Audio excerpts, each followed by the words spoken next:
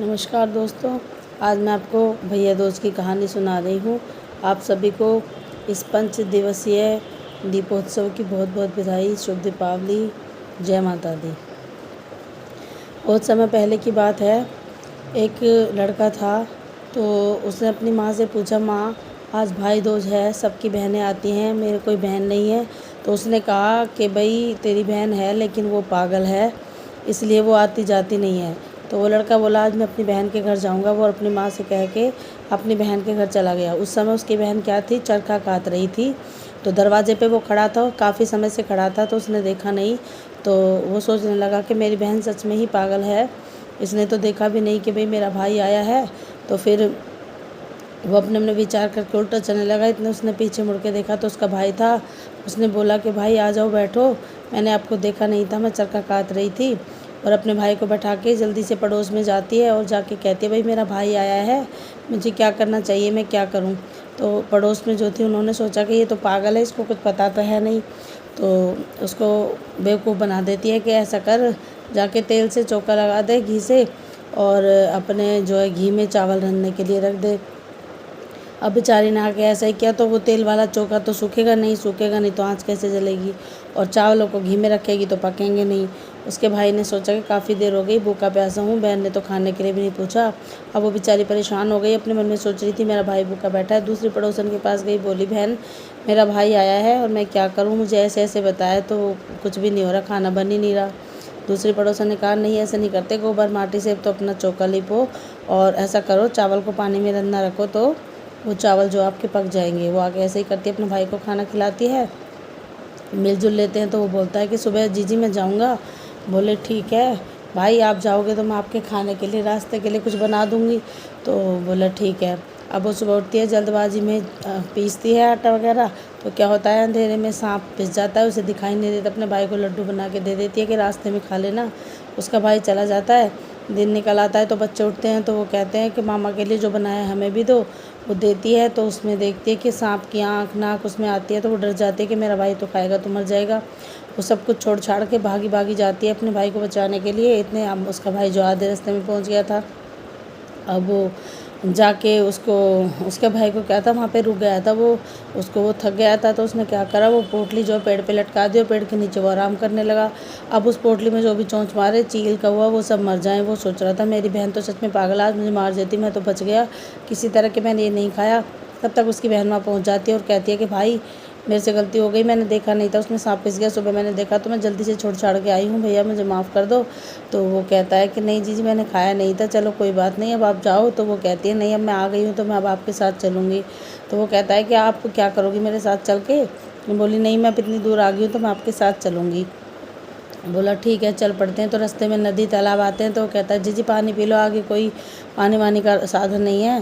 तो वो कहते हैं, नहीं मुझे प्यास नहीं लगी, आगे चलते हैं। तो वहाँ पे सुनसान बियाबान जंगल में कहते हैं, मुझे प्यास लगी है। अब वहाँ तो पानी नहीं था। उसका भाई नज़र दौड़ाता है कि चील कौवे उड़ रहे थे, उसने सोचा यहाँ पानी होगा। कहता है, जीजी जब वहाँ पे चील कौवे उड़ रहे हैं वहाँ पे पानी होगा, तब तक मैं बैठा हूँ, तुम पी आओ। वहाँ पे जाते हैं, तो वहाँ पे जाती है तो पानी पीने लगती है। वहाँ पे क्या था, माता उसके भाई की मौत गढ़ रही थी। वो पूछने लगी, उससे जाके बोलती है, मौसी राम राम। वो कहती है, तू कौन है जो मेरे से मौसी कह रही है। बोली, मैंने तो ऐसे ही बोल दिया, आप ये क्या कर रही हो। तो वो सोचती, उसको पता नहीं होता है कि ये उसी की बहन है। वो उसको बताती है कि ये ऐसे ऐसे उस गाँव का लड़का है और उस दिन ऐसे ऐसे इसकी मौत है। अब वो तो समझ जाती है, तो मेरा भाई है, तो वो डर जाती है। वो कहती है, भाई कोई उपाय बता दो जिससे वो बच सके। वो लड़का ने बोली, तू क्यों पूछ रही है। बोले, नहीं मैं ऐसे ही पूछ रही हूँ भाई, मैं क्या कर सकती हूँ। बोले, तो फिर चल तू मेरे को मौसी कह रही थी, तुझे बताती हूँ ऐसे ऐसे वो लड़का, अगर उसकी बहन आज से ही उसको रोज़ गाली दे, उसको अच्छा बुरा बोले, तो उसका भाई बच सकता है। वो समझ जाती है, वो निकल जाती है, जाके अपने भाई से उसी समय पहुँच के गाली देने लगती है कि भाई तू तू मरेगा, तू कटेगा, तेरा नाश हो जाएगा। उसका भाई तो डर जाता है कि तो सच में ही पागल है, मैं तो ला के गलती कर दी।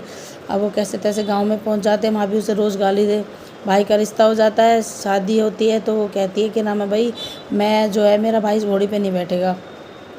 कहता है, क्यों भाई क्यों नहीं बैठेगा। बोले, नहीं मैं कह रही हूँ ना। वो जिद बैठ जाती है, सब कहते हैं पागल है, कोई बात नहीं दूसरी घोड़ी मंगा लो। जैसे ही दूसरी घोड़ी पे उसका भाई बैठता है, पहले वाली घोड़ी की टांग टूट जाती है, वो गिर जाती है। सब कहते हैं, अरे इस पे बैठता तो ये बेचारा गिर जाता है, इसकी बहन ने तो इसकी जान बचा ली। फिर कहती है, मैं बारात में जाऊँगी, ज़बरदस्ती बारात में चली जाती है साथ। अब वहाँ पे कहती है इस दरवाजे के नीचे से मतलब मेरे भाई की बारात नहीं निकलेगी, दूसरा दरवाज़ा बनवाओ। सब कहते हैं भाई कुछ नहीं पता, इसके मुँह में तो आज सरस्वती बैठी है, कुछ भी हो सकता है, दूसरा दरवाज़ा तैयार करवाओ। दूसरा दरवाज़ा तैयार करवाते हैं तो पहला दरवाज़ा गिर जाता है। सब कहते हैं इसने तो अपने भाई की फिर जान बचा ली। फिर एक पीपल के पेड़ के नीचे बारात ठहरने का इंतजाम होता है। वो कहते हैं नहीं, इस पीपल के पेड़ के नीचे मेरे भाई की बारात जो है नहीं ठहरेगी। वो मना कर देती है, तो वहाँ पे बारात नहीं ठहराते हैं। वो पीपल का पेड़ आंधी से गिर जाता है। सब कहते हैं आज तो इसने अपने भाई की कई बार जान बचा ली। फेरों पे कहती है कि मैं तो साथ बैठूंगी। अब फेरों पे बहन तो साथ नहीं बैठ सकती, लेकिन लोगों की ज़बरदस्ती जिद करती है कि मैं तो इनके साथ ही बैठूंगी।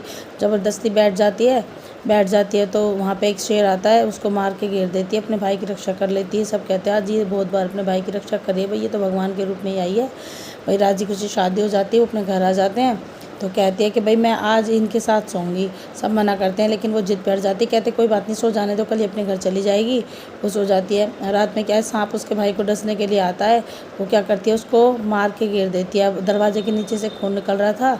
अब सब सोचते हैं कि आज तो इसने अपने भाई को मार दिया। रोज़ गाली देती थी कि मरेगा गड़ेगा, आज इसने सच में मार दिया।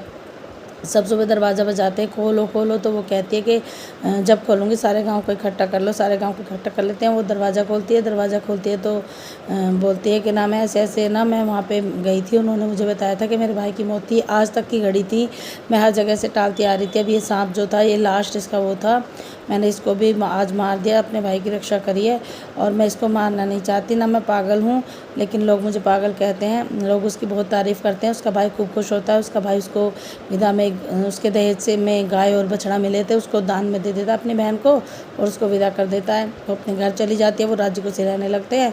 उधर क्या है, वो गौ माता जो उसके घर में जाके सोने का गोबर करने लगती है, तो उसके तो अंधन से भंडार भर जाते हैं खूब। अब इधर भाभी सोचती है कि मेरे मायके से गाय आई थी और ननद के घर में जाके जो है ऐसे ऐसे हो रहा है, तो वो अमीर हो गई, मैं गरीब हो गई। उसको ये बात सुहान नहीं होती। वो बड़ी परेशान हो जाती है। अपने आदमी से कहते हैं कि मेरी गाय को वापस ला के दे। अब वो कहता है कि भाई मैंने उसको दिया, उसने मेरी जान बचाई है, तेरे लिए तो मैं ये अंधन हूँ। नहीं मानती, बोली मैं तो खाना भी नहीं खाऊंगी जब तक मेरी गाय नहीं लगा। भाई बेचारा जाता है चुपचाप, भाई बहन से मांगे कैसे। वो क्या करता है, रात को दूसरी गाय वहाँ पे बांध के और उस गाय को ले आता है। अब वो गाय उसके घर में आके तो वैसा ही गोबर करती है और एक जगह से उठाए तो 10 जगह हो जाए, पूरे घर में बदबू जाती है। उसकी पत्नी कहती है ये मेरे घर में ऐसा क्यों हो रहा है, तो वो गाय नहीं कही, गाय तो वो ये, लेकिन ये उसके नसीब का करती थी, उसने अच्छे कर्म करे तो उसके साथ अच्छा हुआ। उसकी भाभी गलती मांगती है, वापस उसको गाय देते हैं।